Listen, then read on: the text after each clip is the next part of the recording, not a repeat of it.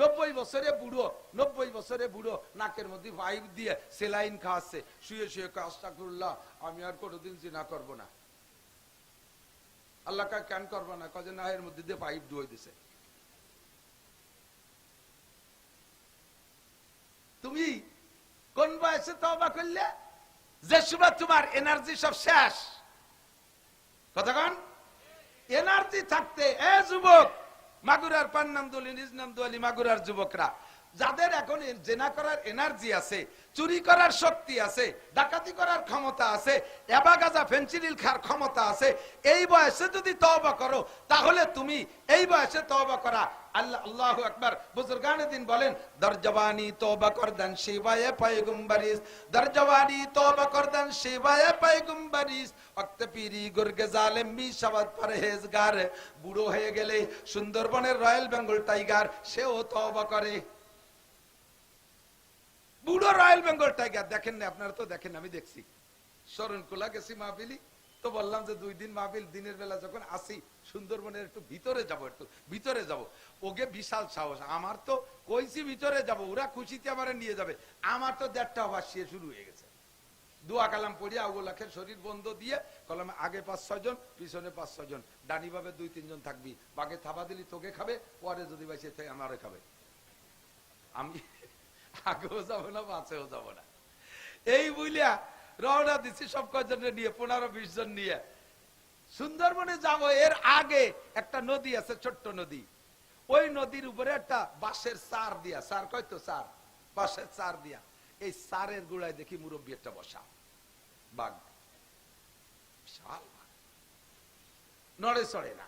আমি কই হয়ে গেছে, যা দেখবো বলে ঢুকবো, দেখা হয়ে গেছে, আসসালাম আলাইকুম, তোমরা গেলি যাও, আমি যাব না। কয় যে হুজুর, এই বাঘটা 1 সপ্তাহ জায়গা, নড়েও না, চড়েও না, কিছু শিকারও করতে পারে না, খায়ও না। কবে তেরুজা রয়েছে আল্লাহ জানে। বয়স অনেক। এখন আগে লাভ দিলি সামনের দিক 22 হাত যেত, এখন লাভ দিতে গেলে 3 হাত ফাঁস হয়ে যায়, সেটুকু উঠতে পারে না। এখন মুরিদ হইছে।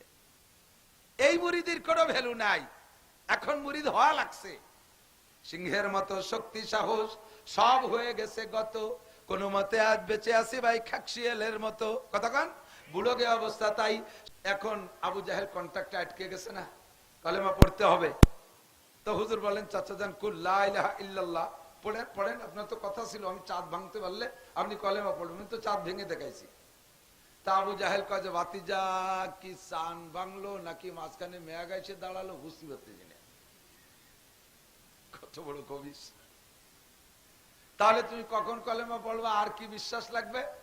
রাতের বেলা বহিরাগতরা মক্কায় ব্যবসা বাণিজ্যের জন্য যে দল আসতেছে, ওরাও তো আকাশে দেখছে ঘটনা।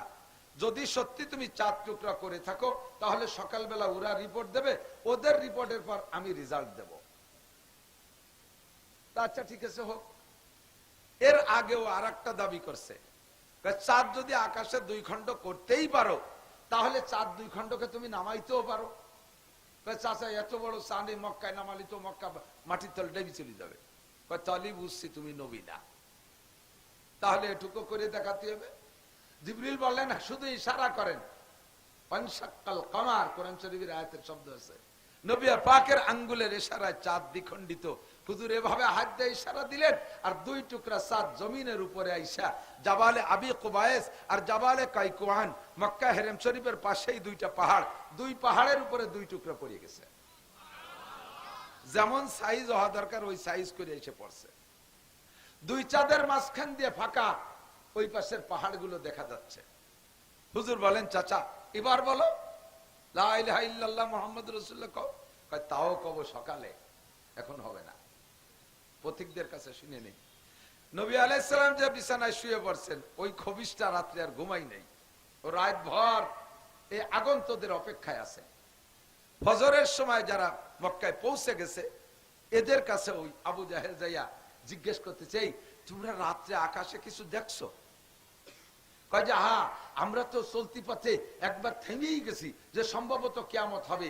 শুনেছি আগের নবীদের কাছে যে যদি কিয়ামতের আগে চাঁদ খসে পড়বে, তারকা খসে পড়বে, সূর্য খসে পড়বে, এরপর আসমান ফেটে যাবে, ওয়াইজাস সামাউন ফাতারাত ওয়াইদাল কাওয়াকিবু ইনতাসারাত ওয়াইদাল বিহার ফুজ্জিরাত ওয়াইদাল কুবুর বুসিরাত। এই কথাগুলো শুনেছি। কবরের থেকে মানুষ বেরিয়ে পড়বে, সাগর শুকিয়ে যাবে, আসমান ভেঙে পড়বে, তারকারাজি ছিটকে পড়ে যাবে, সূর্য চন্দ্র খসে পড়বে, এগুলো শুনেছি কিয়ামতের আলামত। তো ভয় পাচ্ছিলাম যে আকাশে দেখি চাঁদটা ভেঙে গেল, এরপরে দেখি সা গতিতে মাটির দিকে চলে আসলো, তখনই আমরা থেমে গেছি, এই বুঝি কিয়ামত হয়ে গেল।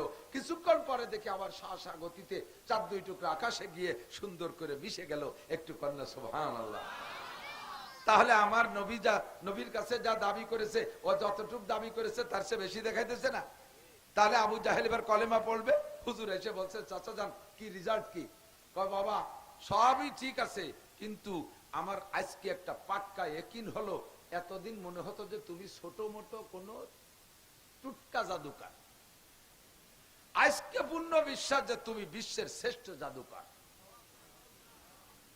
গুপ্তে নাবুদ মেসলে তু সাহির দেগার, আবু জাহেল কয় গুপ্তে নাবুদ মেসলে তু সাহির দেগার, সাহেরারা সার তুই ও তাজ সার।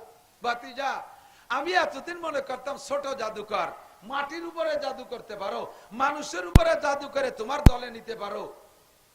তুমি গাছের উপরে জাদু করে আর আঙ্গুল দিয়ে ইশারা দাও, মলমল করে শিকড় উঠে তোমার কাছে চলে আসে। রাস্তায় যে হাঁটো পাথরে জাদু করো, তারা তোমার কলেমা পড়ে, তোমার সালাম দেয়। মনে করতাম যে মাটির উপরে তোমার জাদু চলে, তুমি ছোট মোটো একটা জাদুকর। এখন দেখি তুমি আকাশে চাঁদের মধ্যেও জাদু করতে পারো, তোমার চাইতে বড় বড় জাদুকর পৃথিবীতে আর নাই।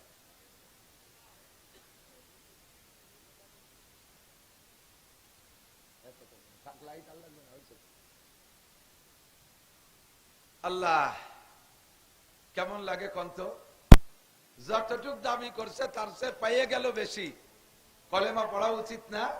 নবী পাক অভিযোগ করলেন, রব্বি ইলা মান আরসালতানি, ও আল্লাহ তুমি আমারে কার কাছে পাঠাইছো? যতটুক দাবি করেছে তার চেয়ে বেশি দেখাইলাম, তুমি তোমার কুদরত দেখাইয়া দিলে আল্লাহ। তারপরে সে আমারে জাদুকর কয়, আল্লাহ কয় লা তাহজান ওয়ালা তাখাফ, টেনশন করো না, ভয় পেও না, লাস্তা আলাইহিম বিমুসাইতির ওয়া মা আলাইকা ইল্লাল বালাগ, তোমার দায়িত্ব শুধু পৌঁছিয়ে দেওয়া, কলেমার দাওয়াত তুমি পৌঁছিয়ে দিবা, হিদায়াত গ্রহণ করার জিম্মাদারি তার কাছে।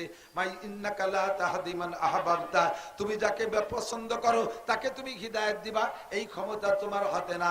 আল্লাহ পাক মাইয়াহদিল্লাহু ফাহুয়াল মুহতাদ ওয়া মান ইউদ্লিল ফালান তাজিদ লাহু ওয়ালিয়াম মুরশিদা। আল্লাহ যাকে হিদায়াত দেয় সেই হিদায়াত পায়, আল্লাহ যারে হিদায়াত দেয় না ওই লোকটার জন্য সারা দুনিয়ার নবী রাসূল আর বক্তারা বয়ান করে তারা হিদায়াত দিতে পারবে না। আপনি টেনশন করেন না, আবু জাহেল হিদায়াত না পাইলে আপনার নবুয়তিতে যাররা পরিমাণ ঘাটতি আসবে না।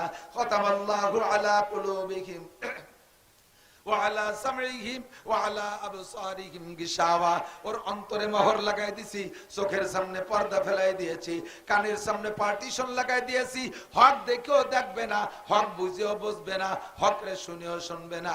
আপনাকে তার জন্য তারা হিদায়াত দেওয়ার জন্য দারোগা বানাই পাঠাই নাই, পিটাই পিটাই আপনি তারে কলেমা পড়াবেন, এ দায়িত্ব আপনার না। ওমা আলাইকা ইল্লাল বালাগ, আপনার দায়িত্ব শুধু তাবলীগ করা, পৌঁছে দেওয়া। আপনি আপনার দায়িত্ব পালন করেছেন, ওই পর্যন্ত থাক।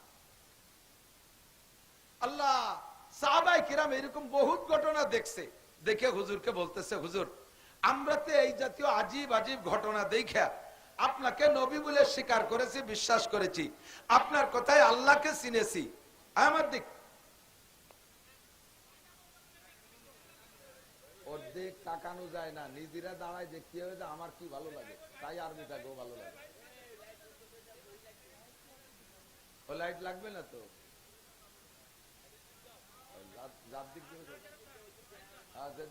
যেদিক দেয়া লাগে না সেদিক যা। আল্লাহ সাহাবায়ে কিরাম বললেন, হুজুর তাহলে একটা সময় আসবে যে সময় আপনি থাকবেন না, এখন নবী আছেন কি কথা কান? এই জাতীয় ঘটনার যদি আমরা দাবি করি তাহলে কেউ কি দেখাইতে পারবে? পারবে কথা কান না? চাঁদ দ্বিখণ্ডিত করে দেখাতে পারবে, সূর্য দ্বিখণ্ডিত করে দেখাইতে পারবে। নবী আলাইহিস সালাতু ওয়াস সালাম আলী রাদিয়াল্লাহু তাআলা আনহুর রানের উপরে মাথা দিয়ে আসরের একটু আগে শুয়ে পড়ছে, শুইছে তো হুজুর ঘুমাই গেছে, ঘুমাইতে ঘুমাইতে এমন টাইম পর্যন্ত চলে গেছে যে বেলা ডুবার একটু আগে আসরের মাকরু ওয়াক্ত পর্যন্ত চলে গেছে, এই সময় হুজুর ঘুম থেকে উঠছেন, অথবা হুজুর আসরের নামাজ পড়ছে, আলী পড়ে নাই, পড়িয়ে হুজুর আলীর রানের পর মাথায় দিয়ে শুইছে। তো হুজুর তো নামাজ পড়ছেন, আলী পড়েন নাই, আর আলীর রানের উপরে নবী মাথা দিয়ে শুয়ে থাকার কারণে আলী হুজুরের ঘুম ভাঙ্গার নাই। এই করতে করতে বেলা ডুবার একটু আগে মাকরু ওয়াক্ত পর্যন্ত চলে গেছে, এই সময় হুজুরের ঘুম ভাঙছে। তো হুজুর আলী বলতেছেন, হুজুর আমি তো আসর পড়ি নাই, তাই তুমি আমার আগে ডাকো নাই কেন? হুজুর আপনাকে যদি ঘুম ভাঙ্গাই তাহলে আপনার কষ্ট হবে, এজন্য আপনাকে ডাকি নাই। হুজুর আমি তো আসর পড়ি নাই। হুজুর বললেন, আল্লাহ তোমার আলী তোমার নবীর খেদমতে যাইয়া সে আসরের নামাজ পড়তে পারে নাই, এখন বেলা মাকরু ওয়াক্ত হয়ে গেছে, পরিমাণ মতো বেলা উঠাইয়া দাও, যে টাইম পর্যন্ত বেলা আসলে আসরের নামাজটা মুস্তাহাব ওয়াক্তে থাকে, বেলা সেখানে এনে দাও। আল্লাহর নবী দাবি করলেন, দোয়া করলেন, আল্লাহর হুকুমে বেলাটা আরো উঁচু হয়ে চলে আসলো। সহিহ বুখারী শরীফের হাদিস। সাহাবায়ে কিরাম বলেন, হুজুর এগুলো দেখে দেখে আমরা বুঝছি আপনি শেষ নবী, আপনি সহি নবী, আপনি সঠিক নবী, আর আপনার কথা আল্লাহকে পেয়েছি। আর এক সময় আসবে ঘটনাগুলো শুধু উলামায়ে কিরাম বলবে আর পাবলিক বুকার মতো শুনবে আর বিশ্বাস করবে। আমাদেরও ঈমান তাদেরও ঈমান, এই দুই ঈমানের মধ্যে পার্থক্য আছে। কাদের ঈমানের দাম বেশি? আমি যদি আপনাদের কাছে জিজ্ঞাসা করি আমাদের ঈমানের দাম বেশি না সাহাবায়ে কিরামদের ঈমানের দাম বেশি, তাহলে আমরা অবশ্যই বলবো, এটা আমাদের ঈমানি দায়িত্ব, আমরা বলবো সাহাবায়ে কিরামদের ঈমানের দাম বেশি। বলেন কাদের ঈমানের দাম? কাদের ঈমানের দাম বেশি? সাহাবায়ে কিরামের ঈমানের দাম বেশি। কিন্তু নবী আলাইহিস সালাম জবাব দিলেন কি? হুজুর বললেন, তোমাদের ঈমানের চাইতে আমার আখেরি উম্মতের ঈমানের দাম 100 গুণ বেশি। তাদেরকে আল্লাহ তাআলা যদি এই জামানায় সৃষ্টি করতো, তাহলে আমি নবীকে দেখতো, আমারে দেখার বদৌলতে যে ফজিলত সাহাবা হওয়ার মর্যাদা এটা তারা পাইতো। তো তাদেরকে যেহেতু আল্লাহ তাআলা এখন সৃষ্টি করেন নাই, আল্লাহই তাদের পিছে ফেলায় দিয়েছে, কাজে আল্লাহ তাআলা তাদেরকে অন্যভাবে পুষিয়ে দেবে। তোমরা আমার সাথে থাইকা যারা কলেমা পড়ে ইসলাম গ্রহণ করবে, মুমিন হবে, তোমাদের ঈমানের চাইতে আমার আখেরি উম্মতের ঈমানের দাম আল্লাহ তাআলা 100 গুণ বাড়ায় দেবে। তোমাদের আমলের চাইতে তাদের আমলের মর্যাদা কত বেশি? হুজুর বলেন, মান তামাসসাকা বিসুন্নতি ইনদা ফাসাদে উম্মতি ফালাহু আজরু মিয়াতি শাহীদ। যেই সময় সুন্নাত গুলো দুনিয়া থেকে বিলুপ্ত হতে থাকবে, মুসলমানদের অলসতা, আমার দিক যুবক, আমার দিক তাকাও, মুসলমানদের অলসতার কারণে সুন্নাতগুলো বিলুপ্ত হতে থাকবে, অথবা মুসলমানদের ষড়যন্ত্রের শিকার হইয়া মুসলমানদের থেকে সুন্নাতগুলো বিলুপ্ত হতে থাকবে। মুসলমানদের অলসতা, দাড়ি না রাখলে কি হয়েছে, দাড়ি একটু খাটো রাখলি বা কি হয়েছে, টুপি ছাড়া নামাজ পড়লে কি সমস্যা, পাগড়ি না পড়লি বা কি হয়েছে, এত বড় 43 বন্ধের জামা না গাই দিয়া একটু শর্ট গেঞ্জি আর একটু শর্ট প্যান্ট পরলে তো 70 টাকা হয়ে যায়, সুন্নতের এত দরকার কি, মেসাক না করে বিরাজ করলেই তো হয়ে যায়, দাঁত পরিষ্কার হওয়া দরকার, একভাবে না একভাবে হলেই তো হলো, দস্তারখান না বিছাই গামছা বিছাই খেলাম, তাতে কি হয়েছে? এইভাবে ঢিল ছাড়তে ছাড়তে সুন্নত গুলো সবই ভিতরের থেকে শেষ, কথা বল না কেন? আর অমুসলমানদের অপকৌশল ষড়যন্ত্র সুন্নত গেছে, বলবো দুই একটা, বলবো চোখে আঙ্গুল দিয়ে ধরাই দেই। আমরা টুপি পরি, টুপি নবীর সুন্নাত, টুপি নবীর সুন্নাত, এটা নামাজের সুন্নাত না, এটা মুসলিম পোশাকের ইউনিফর্ম সুন্নাত। শুধু নামাজের সুন্নাত না টুপি, 24টা ঘন্টা এভরিথিং, একেবারে অল এভরিথিং টুপি পরা সুন্নাত, নবী পাকের সুন্নাত। এই সুন্নাতে আমাদের থেকে সরানোর জন্য, ছুটানোর জন্য বহুত চেষ্টা করছে, কিন্তু লাস্ট ফিনিশিং মেডিকেল সায়েন্সের গবেষণায় ধরা পড়ছে না, পোশাকের অন্য জায়গায় হাত দাও, টুপি নামাইও না মাথার থেকে, কারণ টুপি হলো স্বাস্থ্যসম্মত। কেন? চুলের ভিতর দিয়ে জার্ম জীবাণু ঢোকে, এইটা ঠেকায় ক্যাপে, যার কারণে দেখবেন সমস্ত মেডিকেল কলেজ হাসপাতাল এবং যত হাসপাতাল আছে, ক্লিনিক আছে, ওর ভিতরে যারা কাজ করে সবাই কিন্তু মাথায় ক্যাপ পরে, ঠিক না? উন্ডাই এটাকে স্বাস্থ্যসম্মত স্বীকার কইরা নিজেরাও ক্যাপ পরে। এখন আমাদের এই টুপিকে সরাইয়া অন্য টুপি ঢুকানোর পদ্ধতি কি? কোনটা ষড়যন্ত্র লাগাইছে, এই টুপি পরলি তো নামাজ পড়া যায়। এখন মুসলমানের মাথায় টুপি থাকতে হবে, স্বাস্থ্যসম্মত কইছি যেহেতু, কিন্তু এমন টুপি পরাই ছাড়বো যেই টুপি বললে নামাজ পড়তে পারে না। সুন্দর করে আমাদেরকে অ্যাড দিয়ে দিছে, ভালো করে বুঝাই দিছে। ফার্স্ট ক্লাস আন্তর্জাতিক খ্যাতি সম্পন্ন পশ্চিমে শয়তান বক্তা, সে বুঝাই দিছে যে তোমাকে টুপিতে বারেন্দা নাই। আর বারেন্দা না থাকার কারণে সূর্যের তাপ খরা লাগে চোখে, এতে ধীরে ধীরে চোখের পাওয়ার নষ্ট হয়ে যায়। এজন্য তোমরা এই ক্যাপের সাথে একটা বারেন্দা লাগাও, স্বাস্থ্যসম্মত আরো ভালো হবে। উদ্দেশ্য হলো বারেন্দায় তো আর খুঁটি নাই, বারেন্দা এ লাগালি তো শক্ত কাপড় দিয়ে লাগাতে হবে। তো শক্ত একটা কাপড় দিয়ে বারেন্দা যদি এখানে লাগাই দেয়, তাহলে বারেন্দা অবস্থায় সিজদা দিতে পারবে না, ওই টুপি পরে নামাজও পড়তে পারবে না। কেসা ষড়যন্ত্র।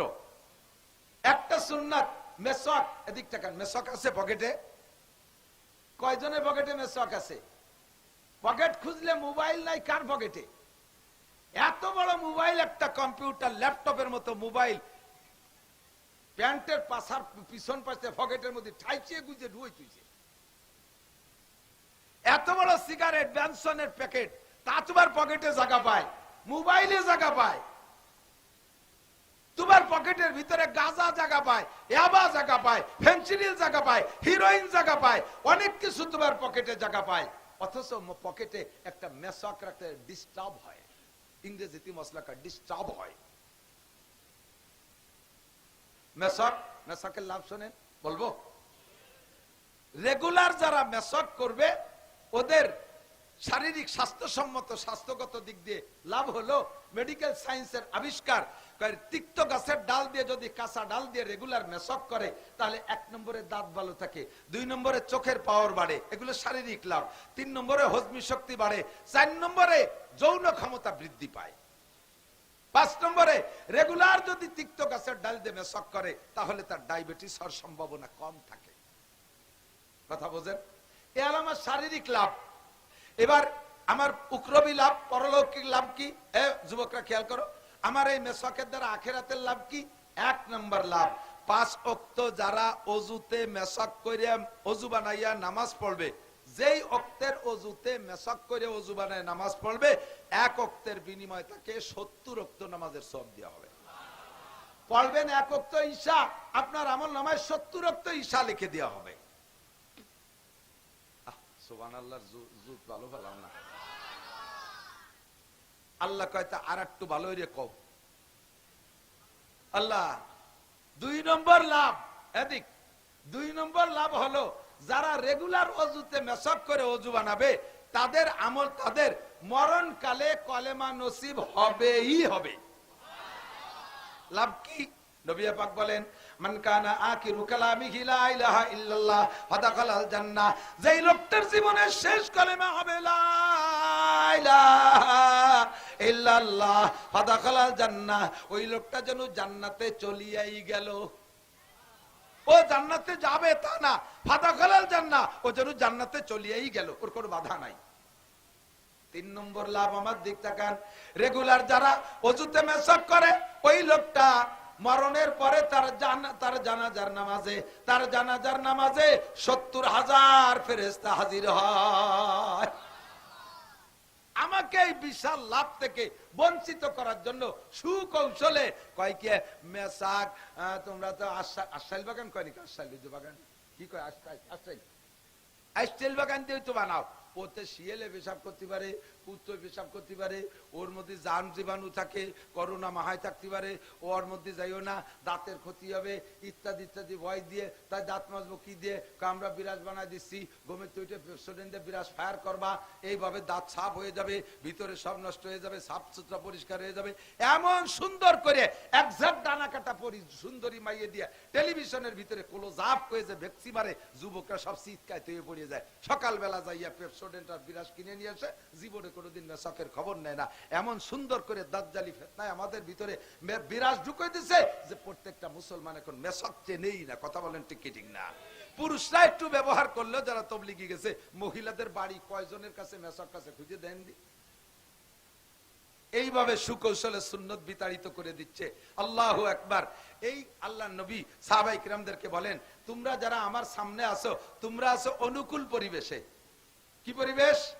আরে কথা কয় না, কি পরিবেশ? অনুকূল পরিবেশে ইবাদত করা সহজ, প্রতিকূল পরিবেশে ইবাদত করা অত সহজ না। যেমন আমি আরো দুই চারটে বলি, এদিক টাকান। এই মাদ্রাসার ছাত্ররা, এই মাদ্রাসায় কি মেয়েরা পড়ে নাকি? বড় মেয়েরা পড়ে? পড়ে না। চার দেওয়াল দিয়ে আটকানো যদি থাকে, তাহলে সারা বছর যদি ওর ভিতরে আমরা খানা পরিবেশন করি, লিল্লা বডিগে যদি তারা খায়, অথবা তাদের টাকায় যে তারা বডিগি খায়, সারা বছরের ভিতরে তারা কখনো মাদ্রাসা থেকে বের না হয়, তাহলে এই ছেলেগুলো এবং শিক্ষকরা কখনই কি কোনো মেয়ের মুখ দেখবে? তাহলে ওরা সারাটা বছর 100% পর্দা করলো না? ওদের এই 100% পর্দা করা কঠিন না সহজ? সহজ। একটা মাইও এর মধ্যে আসে না, তা বেপর্দা করবে কিভাবে? ঠিক না? এর ভিতরে থেকে পর্দা করা সহজ। এই একটা হুজুর বা ছাত্র যদি 1 বছর মাদ্রাসায় 4 দেওয়ালের মধ্যে বন্দী থাইকা এরপরে বছরের শেষে ক্রেডিট ছাড়ে, আমি 1 বছর বেপর্দা করি নাই, আল্লাহ বলবেন থ্যাংক ইউ, তোমাকে ধন্যবাদ, তুমি ভালো কাজ করেছো। তবে তোমার চাইতে কোন কলেজের শিক্ষক অথবা যেখানে সহশিক্ষা আছে, নারী পুরুষ একসাথে পড়ে, ওই জায়গার কোন শিক্ষক বা ছাত্র যদি বলে আজকে আমি 2টা ঘন্টা ক্লাস টাইমে কোনো মেয়ের দিকে তাকাই নাই, এই হুজুর 1 বছর পর্দা করে জেনে কি পাবে? ওই কলেজ স্টুডেন্টের শিক্ষক মাত্র 2 ঘন্টা পর্দা করে তার চাইতে বেশি নেকি পাবে। কারণ ইনি পর্দার পরিবেশে আছে, এখানে পর্দা করা সহজ, আর সে হলো পর্দার পরিবেশে না, সে প্রতিকূল পরিবেশে আছে। কতক্ষণ? আমি যদি বলি আমি জীবনেও কোনোদিন আসামির কাছ থেকে ঘুষ খাইনি, কোনোদিনও আসামির কাছ থেকে ঘুষ খাইনি, এটা ভালো কথা। ঘুষ না খাওয়া তো ভালো কথা। আর আল্লাহ খাও নাই কাল আমি পুলিশে চাকরি নেই, তো পুলিশের চাকরি না করে ঘুষ না খাওয়া, ঘুষ খাই নাই, এটা একটা ভালো কাজ। কিন্তু খাই নাই কেন? আমি ঘুষ খাওয়ার পরিবেশে যাই নাই। কোন দারোগা যদি আমি জীবনে ঘুষ খাই নাই, কোন পুলিশ যদি বলে জীবনে ঘুষ খাই নাই, কোন ওসি সাহেব যদি বলে 1 মাস ঘুষ খাই নাই, আমি 100 বছর ঘুষ না খাইয়ে যে নেকি পাইছি, উনি 1 মাস ঘুষ না খেয়ে তার চেয়ে বেশি নেকি পাইছে। কারণ সে প্রতিকূল পরিবেশে, যেখানে ঘুষ খাওয়ার পরিবেশ, ওই জায়গা থেকে সে বেঁচে রয়েছে। কথা বলেন ঠিক ঠিক না? আমি যদি বলি আমি ভিজিএফ কার্ড বেচে খাই না, পঙ্গু ভাতা বেচে খাই না, বয়স্ক ভাতা বেচে খাই না, আমি টোন মারি না, মন মারি না, আমি কোন দুর্নীতি ইউনিয়নের কোন মালের করি না, কেন করেন না? আমি কোনোদিন চেয়ারম্যান হইনি, মেম্বার হইনি, কাজেই আমি এগুলো পাইও না, খাইও না। এইটার ভিতরে কোনো কারামতি নাই। যদি কোনো চেয়ারম্যান মেম্বার বলতে পারে আমি 1 মুঠ গরিবের মাল মারিয়ে খাই নাই, জনগণের 1টা টাকা আমি মারিয়ে খাই নাই, তাহলে 1 মাস যদি সে মারিয়ে না খায়, আমি 100 বছর মারিয়ে না খাওয়াতে যে নেকি, উনি 1 মাসের ভিতরে তার চেয়ে বেশি নেকি পাবে। কারণ সে আছে প্রতিকূল পরিবেশে, আমি আছি অনুকূল পরিবেশে। আমার ইবাদত করা সহজ, তার ইবাদত করা অত সস্তা না। কথা কন না? ঠিক কি ঠিক না? ঠিক না? 90 বছরে বুড়ো, 90 বছরে বুড়ো নাকের মধ্যে পাইপ দিয়ে সেলাইন খাওয়াচ্ছে, শুয়ে শুয়ে আস্তাগফিরুল্লাহ, আমি আর কোনোদিন জিনা করব না। আল্লাহ কা কেন করবো না? কাজে না, এর মধ্যে দিয়ে পাইপ ডুয়ে দিছে। তুমি কোন বয়সে তওবা করলে? যে সময় তোমার এনার্জি সব শেষ। কথা কন? এনার্জি থাকতে, এ যুবক, মাগুরার পান্নামদুলি, নিজ নামদুয়ালি মাগুরার যুবকরা, যাদের এখন জেনা করার এনার্জি আছে, চুরি করার শক্তি আছে, ডাকাতি করার ক্ষমতা আছে, এবা গাজা ফেন্সিডিল খাওয়ার ক্ষমতা আছে, এই বয়সে যদি তওবা করো, তাহলে তুমি এই বয়সে তওবা করা। আল্লাহ, আল্লাহু আকবার। বুজুর্গানে দিন বলেন, দরজওয়ানি তওবা করদান শিবায়ে পয়গম্বরিস, দরজওয়ানি তওবা করদান শিবায়ে পয়গম্বরিস, ওয়াক্ত পীরি গুরগে জালেম মি শাবাত পরহেজগার। বুড়ো হয়ে গেলে সুন্দরবনের রয়্যাল বেঙ্গল টাইগার সেও তওবা করে। বুড়ো রয়্যাল বেঙ্গল টাইগার দেখেন না? আপনারা তো দেখেন, আমি দেখছি। শরণখোলা গেছি মাহফিলি, তো বললাম যে 2 দিন মাহফিল, দিনের বেলা যখন আসি সুন্দরবনের একটু ভিতরে যাব, একটু ভিতরে যাব। ওকে বিশাল সাহস, আমার তো কইছি ভিতরে যাব, ওরা খুশিতে আমার নিয়ে যাবে, আমার তো 1:30টা বাসিয়ে শুরু হয়ে গেছে। দোয়া কালাম পড়িয়া ওগুলাখের শরীর বন্ধ দিয়ে কলামে আগে 5-6 জন, পিছনে 5-6 জন, ডানি ভাবে 2-3 জন থাকবি, বাগে থাবা দিলি তোকে খাবে, পরে যদি বাইসে আমারে খাবে। আমি আগেও যাবো না, পাশেও যাবো না, এই বুঝলিয়া রওনা দিচ্ছি সব কজন নিয়ে, 15-20 জন নিয়ে সুন্দরবনে যাব। এর আগে একটা নদী আছে, ছোট্ট নদী, ওই নদীর উপরে একটা বাঁশের চার দিয়া, চার কয়তো চার, বাঁশের চার দিয়া, এই চারের গোড়ায় দেখি মুরব্বী একটা বসা, বাঘ, বিশাল বাঘ, নড়ে চড়ে না। আমি কই হয়ে গেছে, যা দেখবো বলে ঢুকবো, দেখা হয়ে গেছে, আসসালাম আলাইকুম, তোমরা গেলি যাও, আমি যাব না। কয় যে হুজুর এই বাঘটা এক সপ্তাহে জায়গা, নড়েও না, চড়েও না, কিছু শিকারও করতে পারে না, খায়ও না। কবে তেরুজা রয়েছে আল্লাহ জানে, বয়স অনেক। এখন আগে লাভ দিলি সামনের দিক 22 হাত যেত, এখন লাভ দিতে গেলে 3 হাত ফাঁস হয়ে যায়, সেটুকু উঠতে পারে না। এখন মুরিদ হইছে, এই মুরিদের কোনো ভ্যালু নাই, এখন মুরিদ হওয়া লাগছে। সিংহের মতো শক্তি সাহস সব হয়ে গেছে গত, কোন মতে আজ বেঁচে আছি ভাই খাকশিয়ালের মতো। কতক্ষণ বুড়োকে অবস্থা তাই, সিংহের মতো শক্তি সাহস সব হয়ে গেছে গত, কোন মতে আজ বেঁচে আছি ভাই খাকশিয়ালের মতো।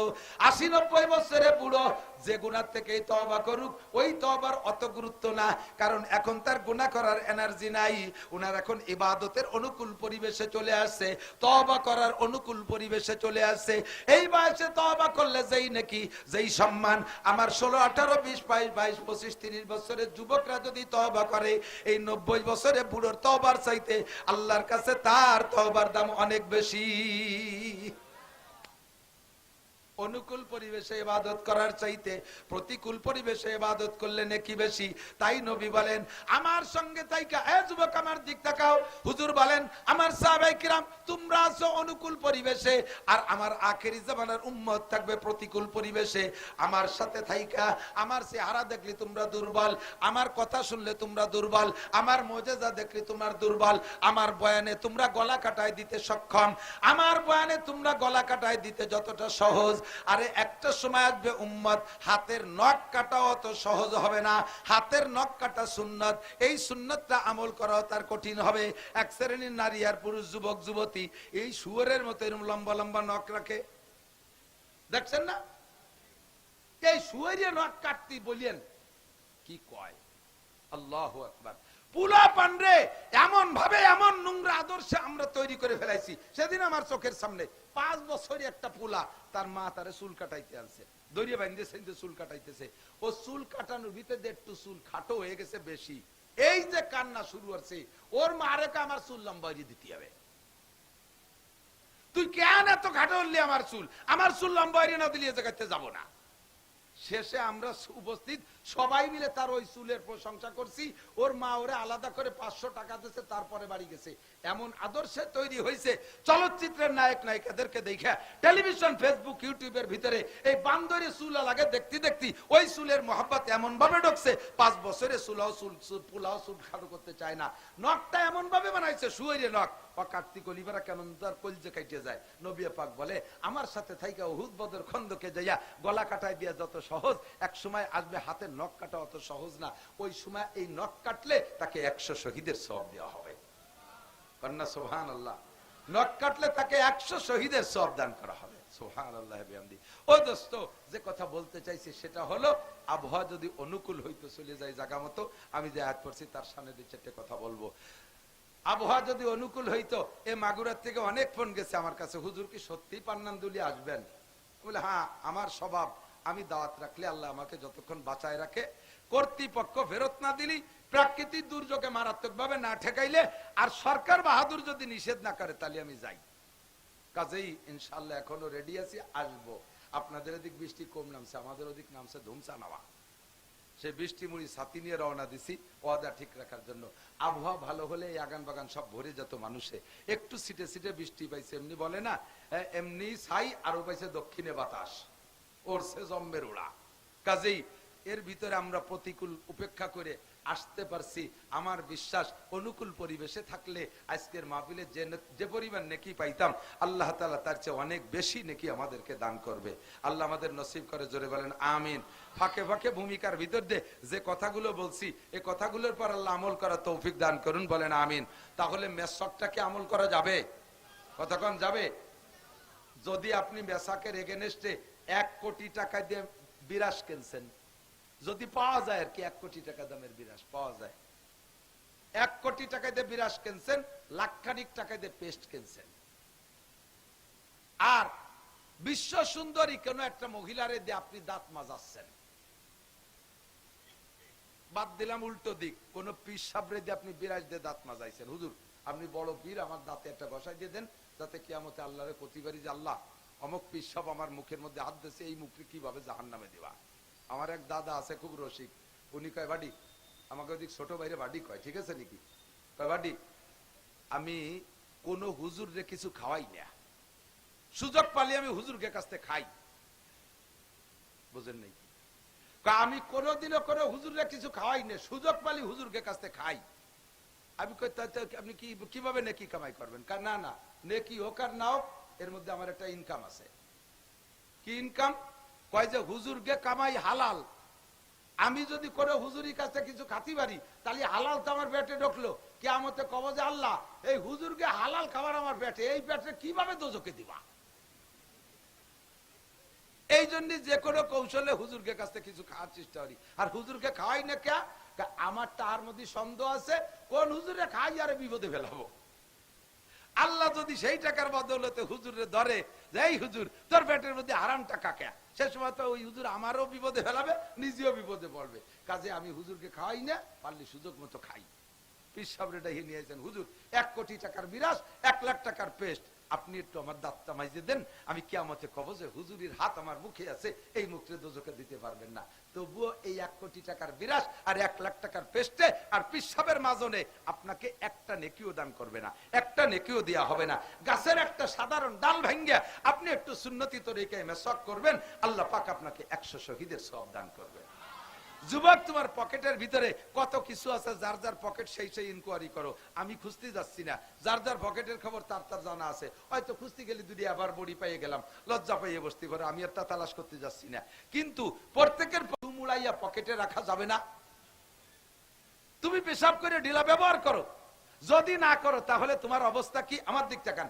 পেশাব করলে এই আলগা ঢিলা ঢালা অবস্থায় আমরা পেশাব করি, আলগা ঢিলা ঢালা, আমাদের লুঙ্গি বড়, পাজামা বড়, একেবারে মন খুলে দিয়ে বসি, যেখানে যা আছে যাইয়ে সাফ হয়ে যায়। আর পেশাব করতে যদি টাইট হয়ে চিপে চেপে এইরকম থাকে, ওই যে টাইট প্যান্ট পরি টাইট করে থাকে, তাহলে কি সবটুক পেশাব একবারে ক্লিয়ার হয় বলে মনে হয়? যেটুক থাকবে সেটুক তো পড়বেই আটা দেওয়ার পরে। তো পড়ে কোন জায়গা? এত ঢিলা ধরো নাই, আরো টাইট প্যান্ট, এই হাঁটা দেওয়ার পরে যে পেশাবটুক পড়ছে সেটুক তো পড়ছে, যে জায়গা পড়ার দরকার সেই জায়গায় পড়ছে। মসজিদের সামনে যুবক আমার গলা জড়াই দরিয়া খটখটায় কান্দি দিছে, গাল ভরা মুখ ভরা পান ছিল, গালের ওই পাশ আমার গলার ওই ধারে মুখ নিয়ে খুঁজিতি, হুজুর আমি আপনার কঠিন ফ্যান। এই কই হাসছে না কানছে আল্লাহ জানে, পরে দেই যে পিছন পাশে স্প্রে হয়ে গেছে পানি। কাজটা লিখি কয় হুজুর আপনারে জন্মের ভালোবাসি, এই মোহাব্বত করে ভালোবাসা আমার এইভাবে জড়ায়। আমি ভালো যখন বাসি, চল মসজিদে যাই, চল মসজিদে যাই, আজান হয়েছে নামাজ পড়ি। আজ দরকার হুজুর প্যান্ট পাক নাই, এই প্যান্ট 7 দিন পরতেছি 2 না, এমনি মোটা প্যান্ট, আর ডেলি 5-6 বার পেশাব করছে, প্রত্যেকবার 3-4 ফুট করে ওই জায়গা মাখাইছে। 5-7 দিন পর্যন্ত যদি এই পেশাব করা প্যান্ট ওই জায়গা থাকে, তাহলে ওই জায়গাটা নির্দিষ্ট জায়গা, আগাগুড়া যাই হোক না কেন নির্দিষ্ট জায়গা একটা কুত্তো মারা গন্ধ হয়ে গেছে না? কয় যে হুজুর আমারে মসজিদে নিয়েন না, এই সুসো মারা গন্ধে আর কেউ নামাজ পড়তে পারবে না। মুসলমানের সন্তান তোর প্যান্ট কেন নাপাক থাকবে? ইন্নামাল মুশরিকুনা নাজিসুন, মুশরিকরা সর্বাবস্থায় নাপাক। তারা ঢিলা ব্যবহার করে না, কুলুপ ব্যবহার করে না, তারা পানি ব্যবহার করেন না ঠিকমতো, তারা কলেমা পড়ে নাই, তারা শারীরিক ভাবে নাপাক, ইমানের দিক দিয়ে নাপাক, কলমের দিক দিয়ে নাপাক। মুসলমান কলেমার দিক দিয়ে কলমের দিক দিয়ে পাক থাকবে, অন্তরের ভিতরে শিরিক থাকবে না। লা ইলাহা ইল্লাল্লাহু মুহাম্মাদুর রাসূলুল্লাহ, কথা বলেন ঠিক ঠিক না? এই শিরিক মুক্ত ঈমান। আর বডিটা থাকবে পাক, সর্বক্ষণ তুমি ঢিলা ব্যবহার করবা পেশাব পায়খানায়, তাহলে তোমার শরীরটা পাক থাকবে। এই সুন্নতের উপর আমল করা যাবে তো ইনশাআল্লাহ? আল্লাহ তাআলা তৌফিক দান করুক। 3 নম্বর আরেকটা সুন্নতের কথা বলে আমি যে এই কথা কইছি, এই কথা কইছি, বাড়ি জরুরি হলে মাইকি কর সবাই, আমরা শিখা। আল্লাহু আকবার। 3 নম্বর একটা সুন্নত বলবো বলবো বলবো খালি শুনবেন নাকি আমলের নিয়ত আছে? আমলের নিয়ত আছে? কঠিন হয়ে যেতে পারে, বলবো? আপনারা বলছেন বলে কিন্তু আমি বলতেছি, নালি কিন্তু বলতাম না। তাই নাকি? আমি তো অবশ্যই বলতাম, ঠেয়ালিও বলবো।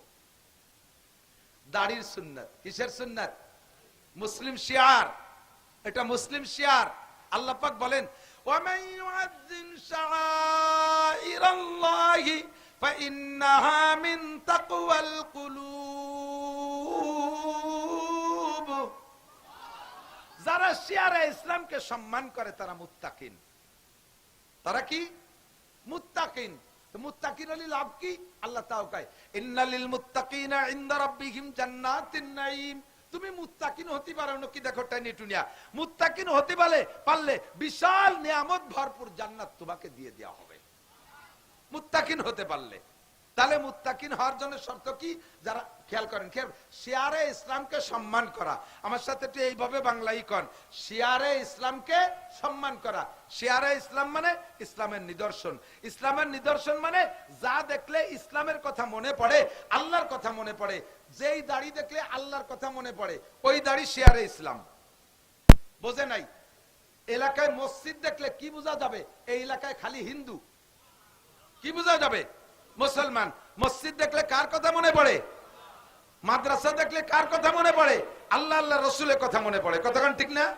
জামা জুব্ব পাগড়ি দেখলে কার কথা মনে পড়ে? আল্লাহ আল্লাহ রসুলের কথা মনে পড়ে। কোরআন শরীফ দেখলে কার কথা মনে পড়ে? আল্লাহ আল্লাহ রসুলের কথা মনে পড়ে। সিনেমা হল দেখলে কার কথা মনে পড়ে? আল্লাহ আল্লাহ রসুলের কথা মনে পড়ে।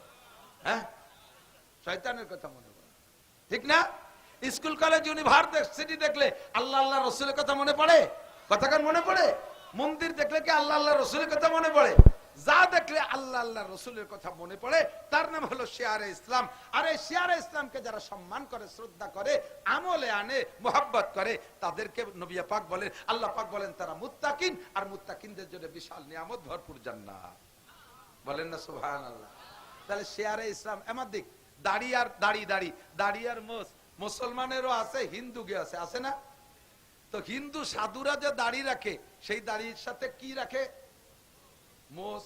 দাড়ি দে মোষ দে এমন একটা ফিগার, ওর চা খায় কোন হুটো দিয়েছে ভাগও খুঁজে পাওয়া যায় না। কথা কর না কে? আর মুসলমানের দাড়ি কচ্ছু সারে বাবা পুল্লোহা, কচ্ছু সারে বাবা পুল্লোহা।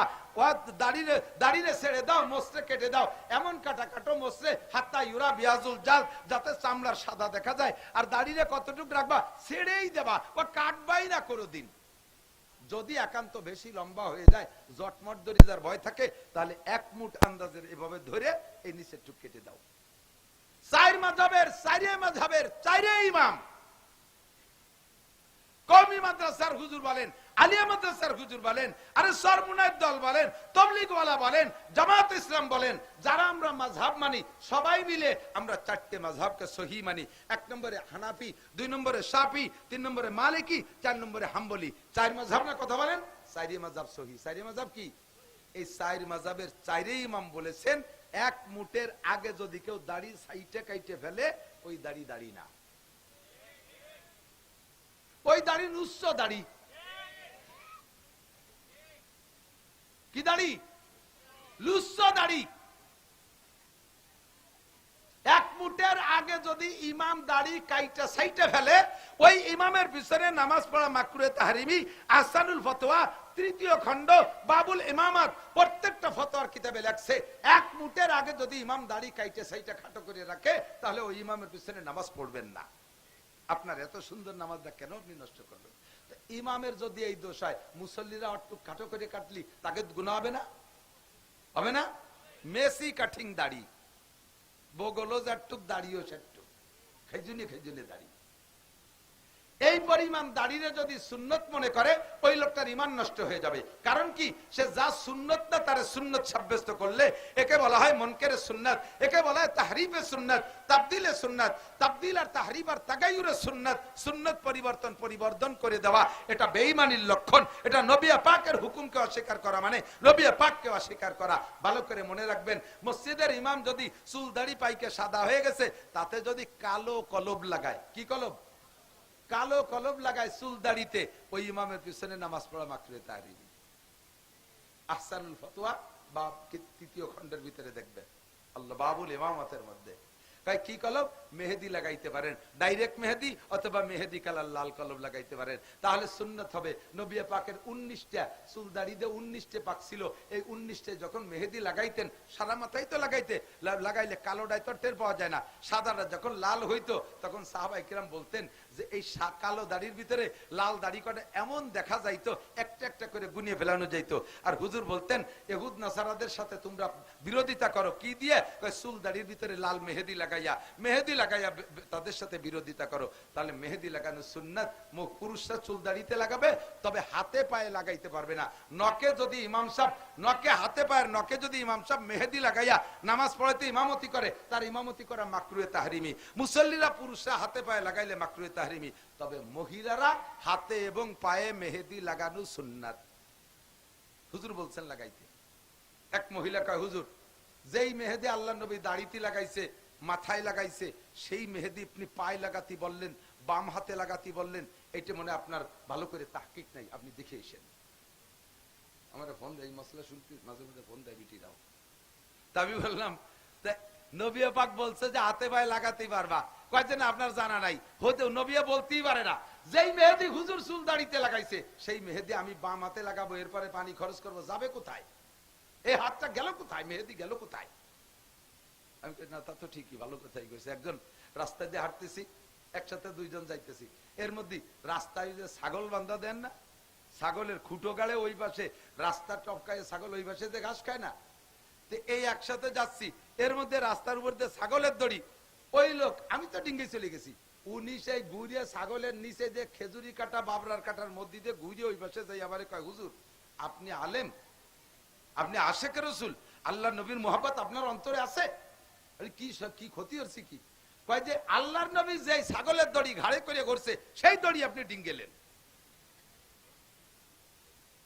আমি তো ধরা খেয়ে গেছি, তোর এত মোহাব্বত, তাই নবীর দাড়ি কয়টা কাটছিস কে?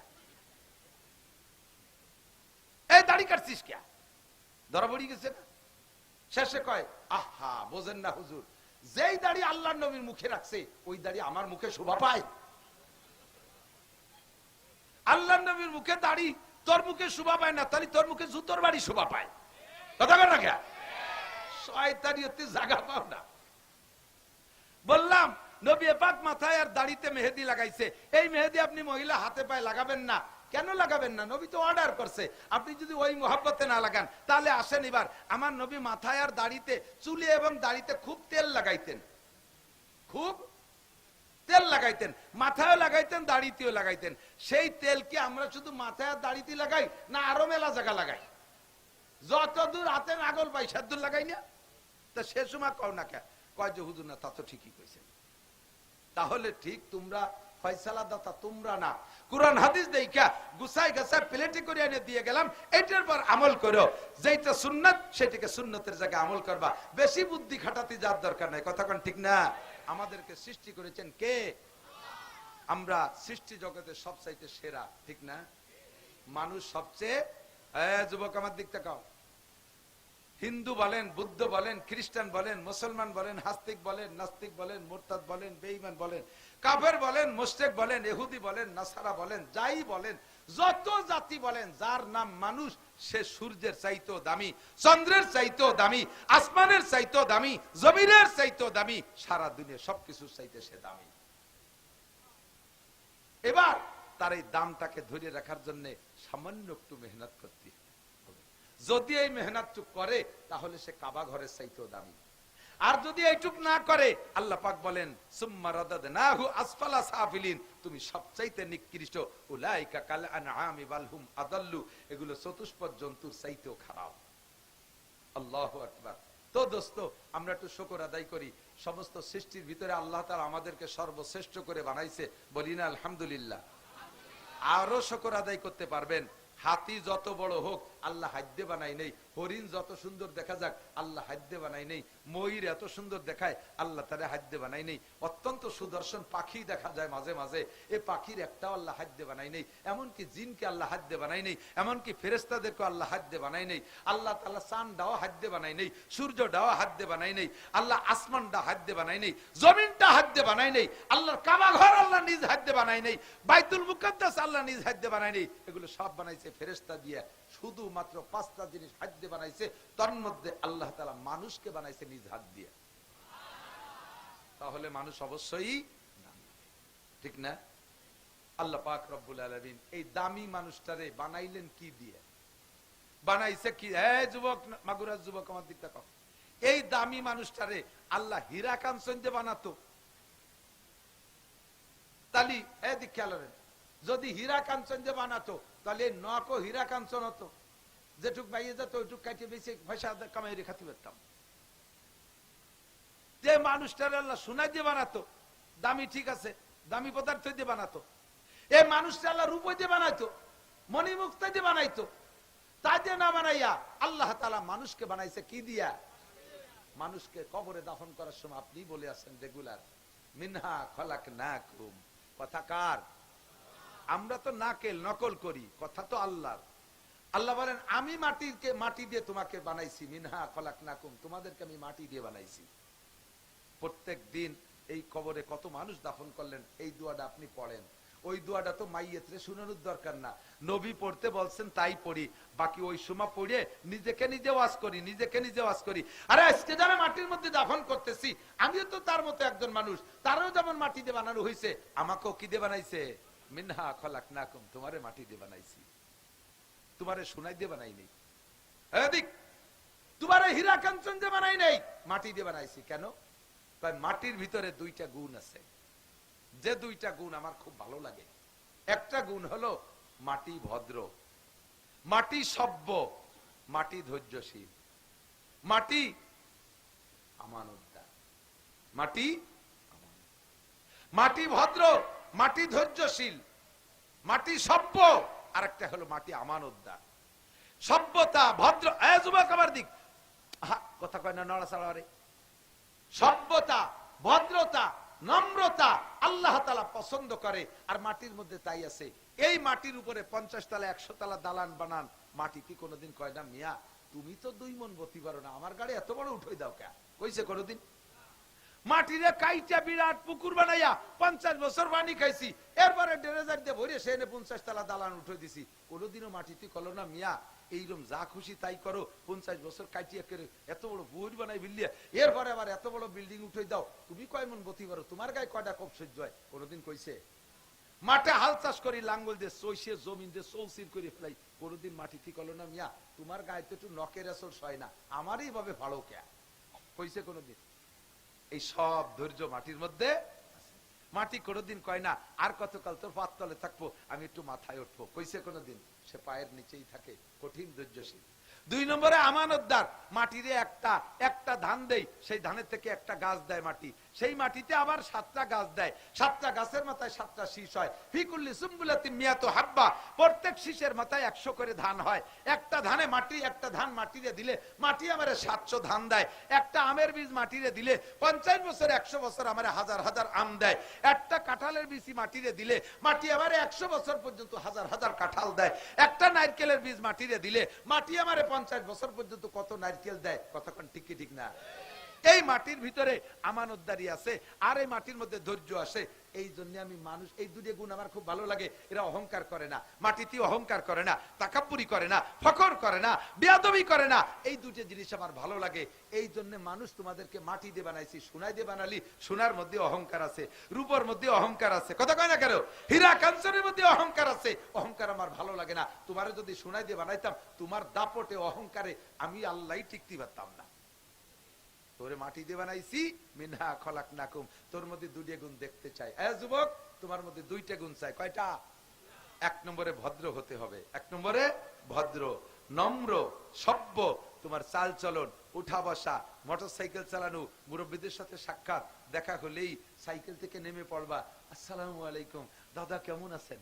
তুমি কলেজে পড়ো, বিশ্ববিদ্যালয়ে পড়ো, মোটরসাইকেলে আসছো, মুরব্বীকে দেখে ব্রেক করিয়া আসসালামু আলাইকুম দাদা কেমন আছেন?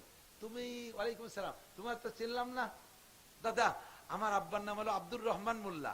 ও তুই আব্দুর রহমানের ছেলে? তো দাদাও এরকম ভদ্র ছিল, দোয়া করি ভাই তুই অনেক বড় হ। কতক্ষণ? আর ওই মুরব্বীর পাশে মোটরসাইকেল চালায় যাওয়ার সময় মাটির রাস্তা ধুলো বালিতে ভরে গেছে, ওখানে যে পিক আপ মারি দিছো, ধুলোতে বুড়োর চোখ মুখ গুলাই যাইয়া গড়িয়তি গড়িয়তি খালের মধ্যে চলে গেছে, লুঙ্গিটা রাস্তায় পড়িয়ে রয়েছে, বুড়ো ওই জায়গাতে শুলিয়ে মুলিয়ে যে আল্লাহ এ কোন শয়তানের ভালাই বেলাই নিয়ে আমার মরার ডেট কি ফেল হয়ে গেছে নাকি? আমি আর কতদিন বেঁচে থাকবো? আল্লাহ কয় ক্যা? দেখলি না কাজটা করলো কি? এই শয়তানের বাচ্চা, শয়তান গুলো জ্বালায় তো রাস্তায় দিয়ে আটার কায়দা নেই। আল্লাহ কয় তোমার মূর্তি দেরি আছে আরো 10 বছর, তুমি মসজিদে আজান দাও না? জি। মসজিদে আর একটা মুয়াজ্জিন পয়দা হওয়ার আগ পর্যন্ত তোমার হায়াত। তবে ওই যেটা বেয়াদবি করছে ওরে এখনই ফেলাই দিচ্ছি, তুমি উঠে আসো। বুড়ো দিয়ে মুছে সাফ করে উঠে রাস্তায় দিয়ে আইটিয়া একটু আগে যে মোড়ের পর লোকজন জড়ো সড়ো। কি খবর? যে এই মাত্র একটা ছেলে মোটর সাইকেল চালায় আইছে, পিছনে পাওয়ার ব্যাংক ছিল একটা। পাওয়ার ব্যাংক বোঝেন? সুন্দরী মাই একটা ল্যাংটা বসানো, না বলে পাওয়ার ব্যাংক। এটা পাওয়ার দিছে, এই জায়গায় জোরে পিক আপ মারছে আর ট্রাকের মধ্যে ঢুকে চলে গেছে। ওই যে মাথাটা খালের মধ্যে, বডিটা রাস্তার পর।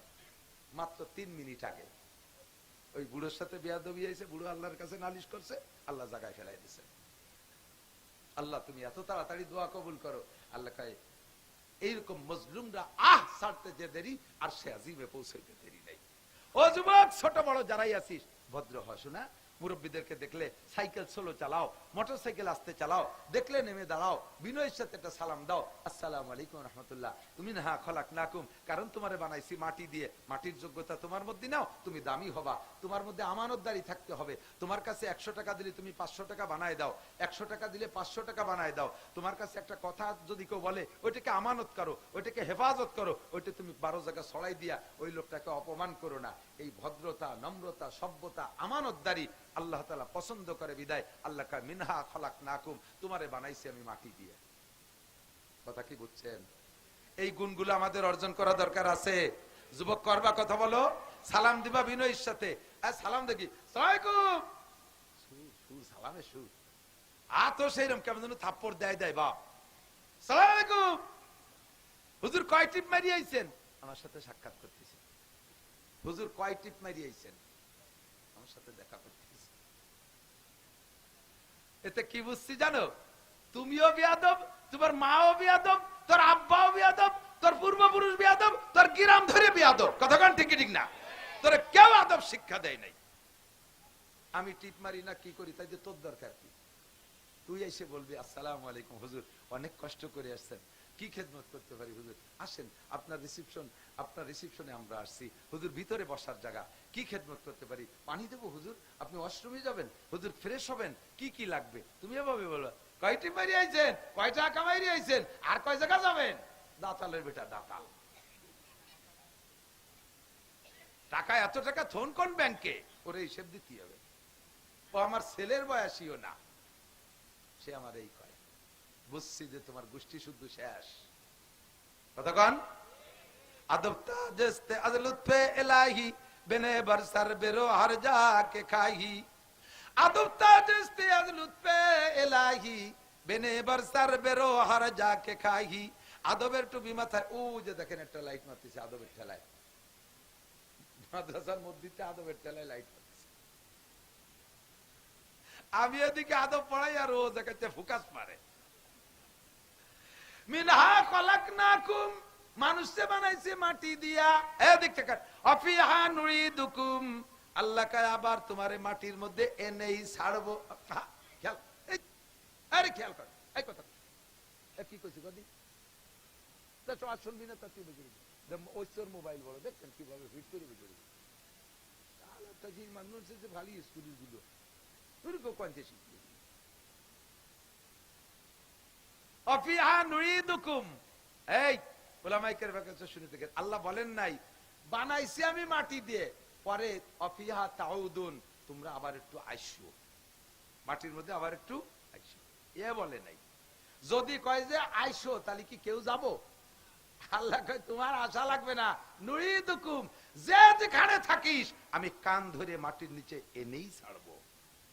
কতক্ষণ ঘরে আমার ত্রাবরিবার আসমা আকে বাজেরে জমিগার দিনহা আলায়া সাকিনাল কসরিল মুআল্লা সাতুদফানু আন করিবিন ফিত তুরাবি।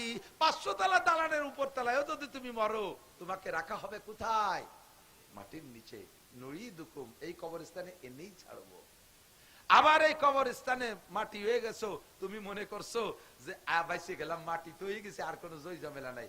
আল্লাহ কয় অমিনহা নুখরিজুকুম তারাতান উখরা, ওদিনও আল্লাহ বলবে না অমিনহা তাখরুজুন, তোমরা একটু বের হয়ে আসো। এ কায় কে কোন জায়গা মরছো, আগানে বাগানে মাগুরা ফাগুরা দিয়ে, আমি তো সব জায়গা মনে নাই আমার, কিরা কোন জায়গা মরে মাটির তলে গেছে, একটু উঠিয়ে আসো না, একটু উঠিয়ে আয়, আমি বিচার করবো, একটু উঠিয়ে আয়। এগুলি কেউ উঠবে?